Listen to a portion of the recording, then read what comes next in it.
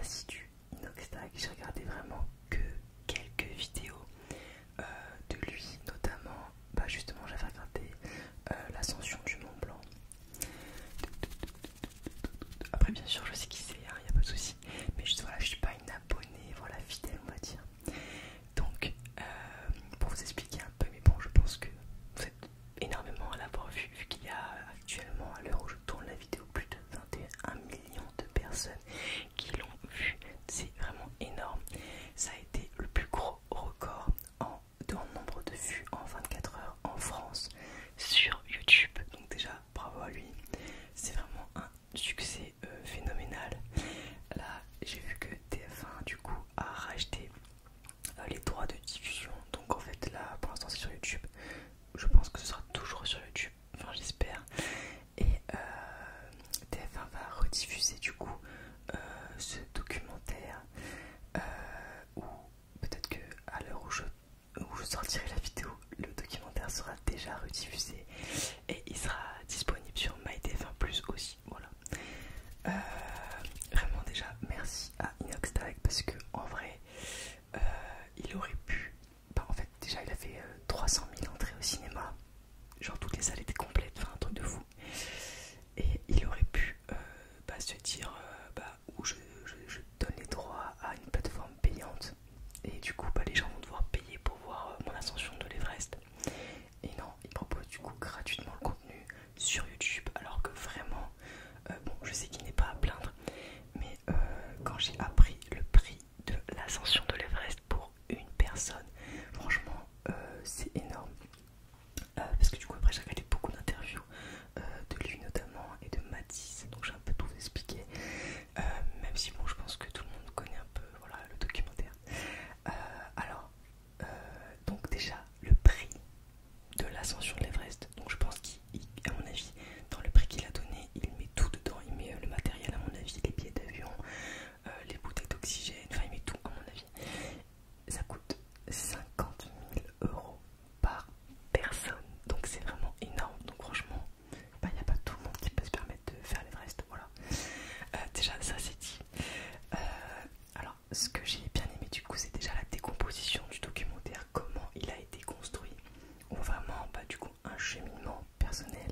On le voit d'abord chez ses parents dans sa salle de bain à se poser des questions. En fait il va chez lui juste pour prendre des affaires, il s'en va à faire plein de projets, plein de tournages vidéo sur YouTube. Vraiment une vie à 100 000 à l'heure, jusqu'à du coup la préparation du coup de l'Everest. Mais bon c'est pas que l'Everest, c'est la préparation à l'alpinisme, la préparation à tout ça. Du coup il décide de contacter donc Mathis qui je crois était déjà un youtubeur un peu connu quand même dans l'alpinisme. Il le contacte et lui demande si en gros il peut le préparer pour son ascension de l'Everest. De là il va en Haute-Savoie vers Chamonix je crois, faire plusieurs sessions d'alpinisme avec lui. Il apprend comment faire des nœuds, etc. Enfin plein de choses essentielles de sécurité aussi notamment. Et du coup on voit aussi en même temps qu'il apprend ça, on voit une certaine amitié qui se fait entre Inoxtag du coup et Mathis. Bon au début c'est pas, enfin c'est plus un enseignant, après ça devient plus un ami au fur et à mesure du documentaire tout simplement. On voit que petit à petit même Inox il se prend au jeu d'apprendre, en fait il est de plus en plus investi dans le truc. Et en plus de ça il a un préparateur sportif qui est du coup Idriss de la chaîne Manga Workout, que j'aime beaucoup d'ailleurs aussi, enfin que je suis d'ailleurs plus assidûment que Inoxtag d'ailleurs. Et du coup il prépare un programme physique pour qu'il puisse gérer entre guillemets pendant l'ascension de l'Everest, parce que niveau cardio il est vraiment bas, muscu pareil, alimentation pareil. Donc voilà, il doit vraiment se focus sur ça pendant un an. Donc au début on voit il a un peu de mal, enfin en fait il y arrive, mais en fait il fait tellement de choses en même temps. Il fait des sessions d'alpinisme, il part un mois au Népal, il revient, il enchaîne les vidéos YouTube, enfin il fait plein de trucs. Et du coup son entourage, je pense même sa boîte de production, lui a conseillé de vraiment plutôt faire un choix entre YouTube et l'Everest, parce que il risque un peu une forme de burn-out, parce qu'on voit vraiment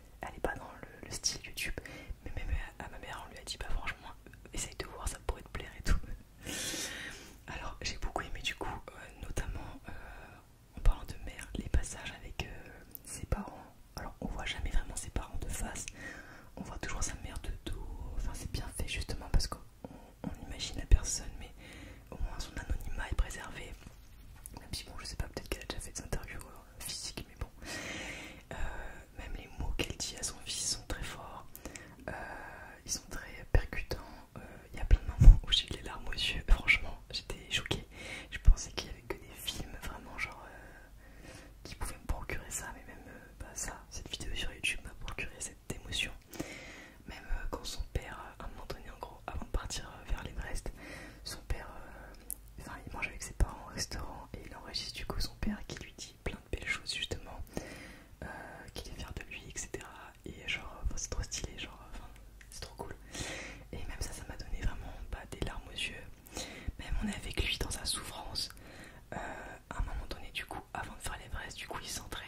Et il va faire du coup Amatapla ou Amataplan, je sais jamais comment on le dit.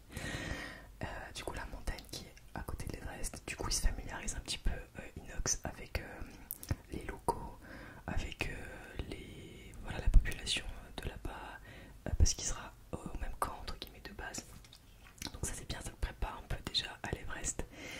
Et justement pendant cette ascension, il monte petit à petit, parce qu'en fait pour monter une montagne il faut faire camp de base 1, camp de base 2, des fois il faut redescendre, remonter, parce que pour que notre corps du coup s'habitue à l'oxygène. D'ailleurs je trouve que c'est très très bien fait, vraiment en termes d'effets spéciaux, parce qu'il y a des moments où pour nous expliquer un peu leur parcours, ils reproduisent les montagnes en 3D on va dire, et avec un petit parcours comme ça, un cheminement pour que même nous on puisse visualiser où ils en sont dans leur trajet, etc. Donc c'est trop bien. Donc vraiment bravo à la réalisation, franchement c'est top. Et du coup on voit à un moment donné, genre il fait du coup ce sommet, vraiment juste l'étape avant l'Everest, qui est à 6000 mètres à peu près, alors que l'Everest je crois que c'était beaucoup plus haut.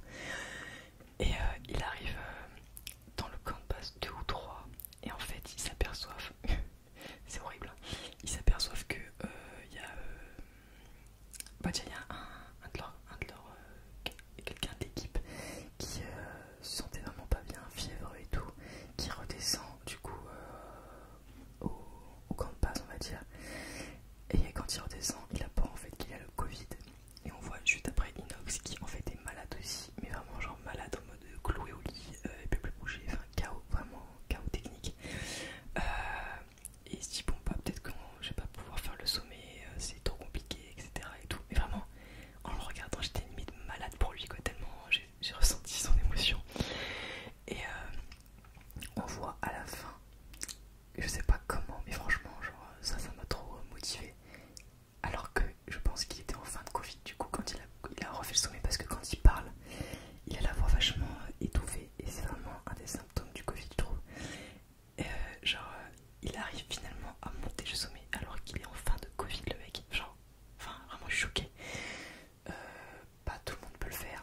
Là il le fait du coup sans oxygène pour ce sommet qui est plus bas que l'Everest. Après il retourne en France, etc.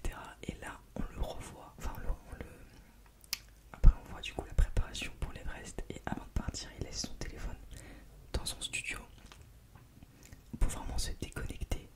Et du coup même j'ai vu une interview de Mathis qui disait que il y a plein de moments, enfin lui il est pas trop non plus téléphone, mais il y a des moments où tu t'ennuies, par exemple quand t'es dans un camp de base et que t'attends que la météo soit parfaitement bonne pour monter, il y a des moments où t'es un peu, t'as envie de regarder une vidéo quoi.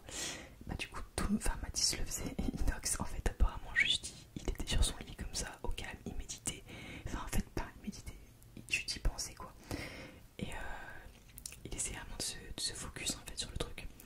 Et du coup je trouve ça vraiment cool que un mec qu'un youtubeur, il vient vraiment d'internet, c'est ça qui le fait vivre. C'est les vidéos qu'il a faites, c'est les jeux vidéo surtout. Avant il sortait pas de sa chambre, c'était vraiment son monde de jeux vidéo, qu'il arrive à aimer la nature, à avoir envie de poser son téléphone pour vraiment se concentrer sur l'instant présent. Genre franchement c'est fou. Donc vraiment c'est trop bien, même c'est inspirant en termes de détermination. Je trouve, de se dire j'ai un projet, j'y vais jusqu'au bout, je me donne les moyens pour y arriver aussi. Parce qu'on peut très bien se dire je veux faire ça, mais finalement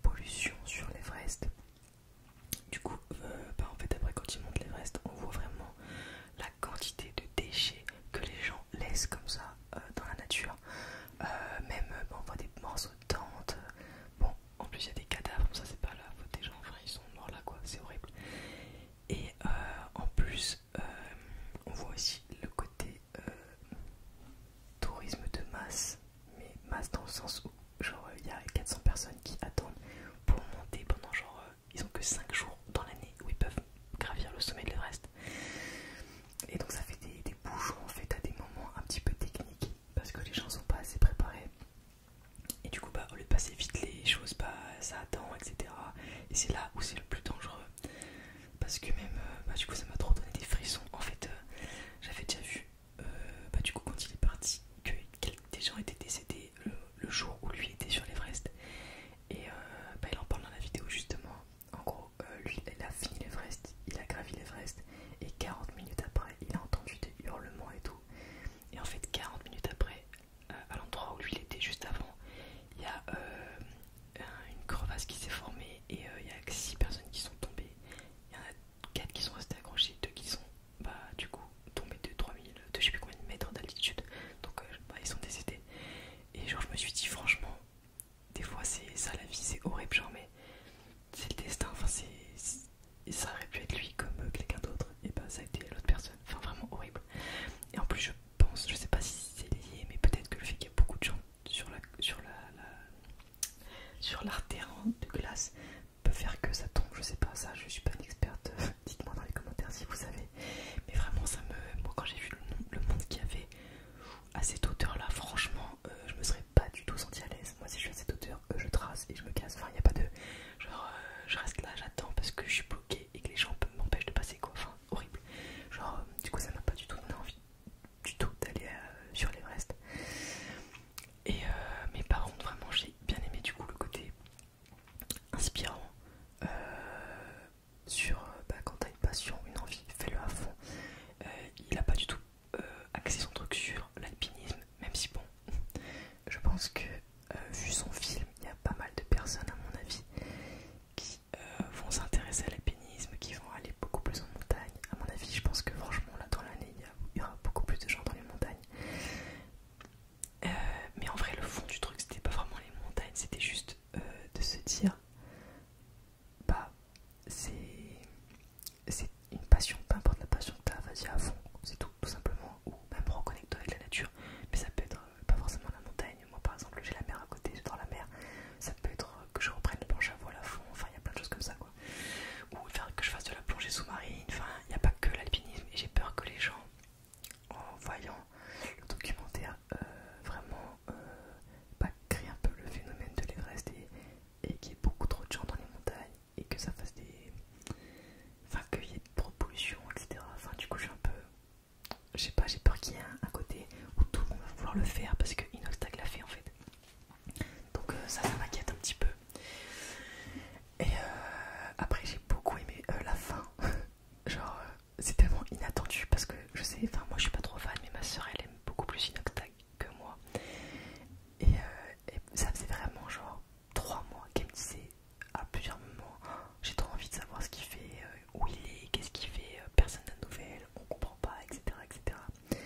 Déjà quand j'ai vu le documentaire, l'énergie qu'il a dépensée, je me suis dit franchement il a eu raison de pas donner de nouvelles et de se ressourcer tout simplement, peu importe ce qu'il faisait. Et quand j'ai vu ce qu'il était en train de faire, j'étais en mode genre what the fuck. Enfin, en vrai c'est trop bien, mais en fait on s'y attendait tellement pas. Genre moi je me suis dit il a dû aller voir sa famille, rester en famille tranquille pendant plusieurs mois et tout. Mais non, pas du tout. Il est parti à Cuba, dans une ferme, il a travaillé dans les champs, il s'occupait des vaches, genre il a traité des animaux, enfin franchement genre. Et du coup il était